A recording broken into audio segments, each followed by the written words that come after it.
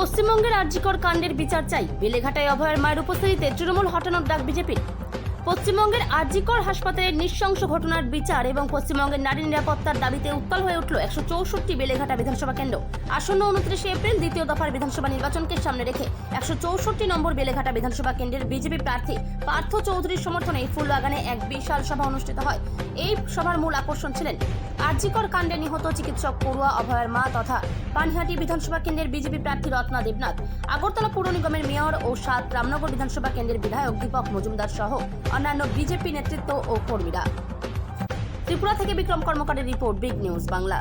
সাথে সাথে পায়ে হাত দিয়ে শপথ করলাম, যেদিনকে বিজেপি ক্ষমতায় আসবে প্রত্যেকজনকে খুঁজে বের করব, প্রত্যেকজনকে খুঁজে বের করব, প্রত্যেকজনকে খুঁজে বের করব।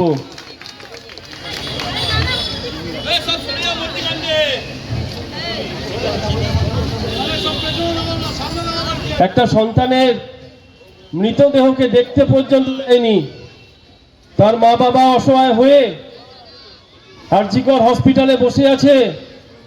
আর এত নির্মম তৃণমূলের কাউন্সিলর আর কলকাতা পুলিশের বাহিনী, তারা পানিহাটির শ্মশানে নিঃশব্দে তার সন্তানকে আড়ালে নিয়ে চলে গিয়ে শেষ দেখাটুকু পর্যন্ত করতে দেয়নি। এতটা নির্মম। কোন লজ্জাতে ওরা ভোট চাইতে আসে, কোন লজ্জাতে তারা আবার ক্ষমতায় আসার জন্য মানুষের কাছে ভোট চাইতে আসে। আর তাদের নেত্রী বলে 297টা সমগ্র বাংলার প্রত্যেকটি বিধানসভাতে প্রার্থী হচ্ছে মমতা ব্যানার্জি। আর আমরাও বুক ফুলিয়ে বলছি, আমাদেরও বাংলার প্রত্যেকটি বিজেপির প্রার্থী হচ্ছে অভয়ার মা। কান খুলে শুনে নিন, আপনিও শুনে নিন। আপনার কাছে যদি মমতা ব্যানার্জি থাকে, আমাদের কাছে অভয়ার মা আছে।